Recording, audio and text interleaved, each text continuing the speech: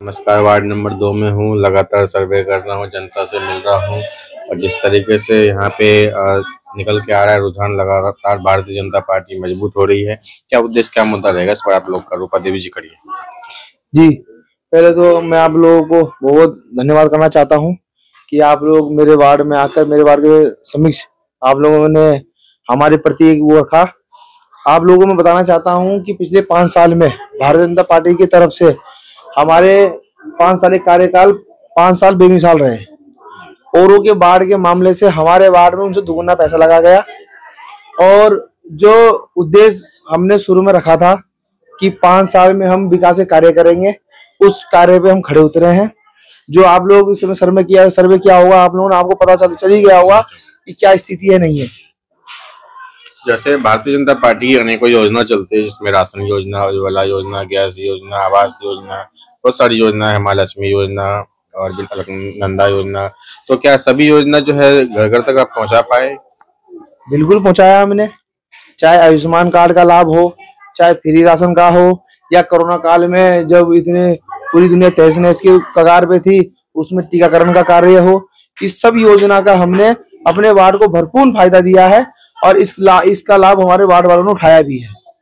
लगातार जिस तरीके से माननीय मंत्री अग्रवाल जी काम कर रहे हैं, सभी लोगों से मिल रहे हैं और लगातार उद्घाटन कई सारे कार्यालय कर रहे हैं कई दिनों से, और शिक्षा और स्वास्थ्य में भी काफी सारे काम कर रहे हैं। आपके वार्ड में स्वास्थ्य और शिक्षा के लिए कुछ काम किया जा रहा है? बिल्कुल किया जा रहा है। हमारे यहाँ युवा बच्चों को कुछ लोगों के तरफ से जो कई सालों से यहाँ नशा की तरफ इन्होंने धकेल रखा था, माननीय मंत्री जी के द्वारा उनपे एक पाबंदी लगाई गई, उन्हें कई बार जेल भेजा गया। अब उनके ऊपर एक गुंडा टैग के तहत इन लोगों को इनके जो इन्होंने अवैध संपत्ति इकट्ठा कर रखी है, इनकी कमर तोड़ने का काम किया जा रहा है। कुछ का हो चुका है, कुछ का भी चल रहा है, जो बहुत जल्द आप लोगों को दिखने जाएगा। यहाँ पे लगातार जिस तरीके से चौथी सरकार बनाने की बात करते हैं, लगातार विधायक जी हो या मंत्री जी, एक तो सांसद, विधायक और मेयर और काउंसलर, कितना ज्यादा जरूरी है ये 4 टायर के जो है गाड़ी के, ये चारों टायर, एक ही गाड़ी में चारों टायर लगने ही चाहिए, कितना ज्यादा जरूरी होता है? अगर केंद्र में हमारी सरकार है, उसका लाभ हमारे प्रदेश सरकार को मिलती है। अगर प्रदेश में हमारी सरकार है, उसका लाभ कहीं ना कहीं हमें मिलता है। इसीलिए कहीं ना कहीं किसी न किसी जुड़ने से ही लाभ मिलता है।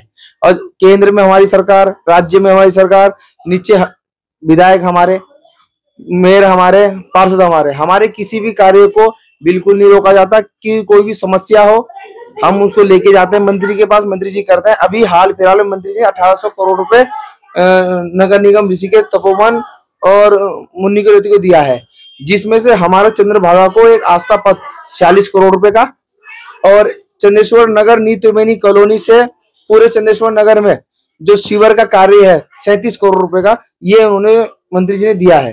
तो एक मेरे कहने का तो ये है कि कहीं ना कहीं ये तो मंत्री जी का कहीं आशीर्वाद है या चंदेश्वर नगर में खास कृपा है, जो इतने योजना इन्होंने दिया है। जल भराव हो, उसके लिए पाइपलाइन बिछानी हो, चाहे सड़क की मरम्मत हो, सबके लिए मंत्री जी हमारे खड़े रहते हैं। तो साफ साफ कहना है सरकार की लगातार आप लोगों को 4 सरकार, जो 4th इंजन का सरकार है, बनानी क्यों जरूरी है, आप लोगों को बता दिया कि जिस तरीके से केंद्र से योजना राज्य में आती है, राज्य से योजना नगर निगम में आती है, नगर निगम से वार्ड में जाती है। एक भी टायर अगर आप लोग खराब कर दोगे तो वो योजना जो है आप तक पहुंचेगी नहीं, विकास सारे रुक जाएंगे, फाइल पास होगी नहीं।